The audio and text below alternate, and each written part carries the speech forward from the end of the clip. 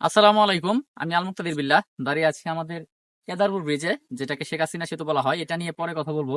আমি আপনাদের একটা বিষয় জানাতে চাই খুবই দুঃখের সাথে, যে আমরা যারা আছি ব্যক্তিগতভাবে আমি বা আমার যে সার্কেল আছে, তারা তাদের মধ্যে প্রায় প্রত্যেকেই কেউ আসলে সিগারেট পর্যন্ত খায় না।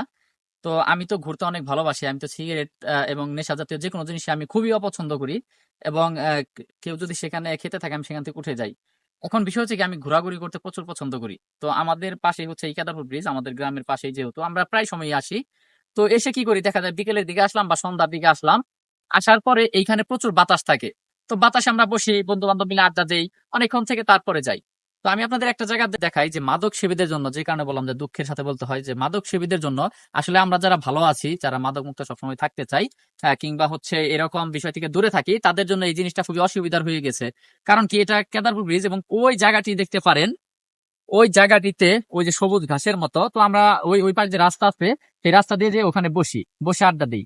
তো আমরা কি দেখতে পারি, যে কিছুক্ষণ পরে ওখানে কিছু আসলে ছেলে পেলে আসে, আর যারা আমাদের মতো বয়স, আমাদের চেয়ে কম বয়স, তারপর অনেকে আমাদের চেয়ে বড় হবে, তারা এসে ওই জায়গায় করে কি, এই গাঁজা সেবন করে কিংবা বিভিন্ন নেশা জাতীয় দ্রব্য যেগুলো আছে সেগুলো তারা সেবন করে। এবং যে বিষয়টা খুবই আমাদের জন্য আসলে সমস্যার হয়ে যায় এই কারণে, কারণ হচ্ছে ওই জায়গাতে আমরা তো বসতে যাই প্রকৃতিকে উপভোগ করার জন্য, কিছু সময় ভালোভাবে আড্ডা দেওয়ার জন্য, এগুলো করার জন্য, এবং নদীর পাড়ে বসলে পানি দেখলে আসলে মন ভালো হয়ে যায়।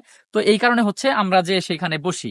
কিন্তু এই মাদক সেবীরা, তাদের জন্য আসলে আমরা বসতে পারি না, কারণ জানেন যে সিগারেটের যেরকম দুর্গন্ধ আছে, তেমন কিন্তু যারা আসলে এই মাদক সেবন করে, যে রকম গাঁজা বা বিভিন্ন ইয়াবা টিয়াবা থেকে যা আছে, ওগুলো কিন্তু প্রচুর দুর্গন্ধ বের হয়। তো সেই দুর্গন্ধের কারণে ওখানে আসলে বসে থাকা যায় না, এবং আমাদের কাছে আসলে সেটাকে কিন্তু অনিরাপদ মনে হয় সেইখানে থাকা। কারণ আপনারা জানেন যে মাদক সেবী বর্তমানে যেভাবে বেড়ে গেছে, এবং তাদের মাধ্যমে আসলে যেভাবে যে সমস্ত ক্রাইম হচ্ছে, তো সুতরাং আমরা যদি ওখানে 4-5 জন থাকি, তারপরেও সেটাকে অনিরাপদ মনে হয়, 10 জন থাকলে অনিরাপদ মনে হয়, তারা হয়তো বা 7 জন 8 জন 10 জন থাকে, বিভিন্ন জায়গায় গ্রুপিং করে, এইখানে বসে, তারপরে এইদিকেও হয়তো বা তারা এই নেশার আড্ডাটা জমায়। এখন বিষয় হচ্ছে, এগুলো নিয়ে কিন্তু আসলে কারো কোনো মাথা ব্যথা নেই সমাজের কারণেই। যারা আসলে মেম্বার থাকে তাদেরও নেই, চেয়ারম্যান থাকে তাদেরও নেই, প্রশাসনও গাছাড়া ভাবে থাকে। তো এই মাদক তো আসলে নির্মূল করা আসলে সবারই দায়িত্ব সামাজিক ভাবে, যেহেতু এই মাদকের কারণে যে সমস্ত ঘটনাগুলো ঘটছে সেটা নিয়ে আলাদাভাবে কথা বলবো। কিন্তু যে ওই যে বিষয়টা বললাম, যে আমাদের জন্য এটা কিন্তু হুমকির মতো হয়ে গেছে আসলে। আমরা ঠিকভাবে সেখানে আড্ডা দিতে পারি না, তাদের কারণে উঠে যেতে হয় কিংবা অনিরাপদ মনে হয়। তো এই বিষয়গুলো আসলে আমাদের জন্য খুবই দুঃখজনক। আমরা যারা আসলে প্রকৃতি প্রেমী কিংবা হচ্ছে এরকম ভালো জায়গায় যেতে পছন্দ করি, তাদের কিন্তু অসুবিধা হয়ে যাচ্ছে এই মাদক সেবীদের জন্য। তো প্রশাসনের কাছে আবেদন থাকবে যে এই সমস্ত বিষয়, এগুলো আপনাদের দেখার দায়িত্ব, আপনারা দয়া করে দেখবেন। সবাইকে ধন্যবাদ। আল্লাহ হাফেজ।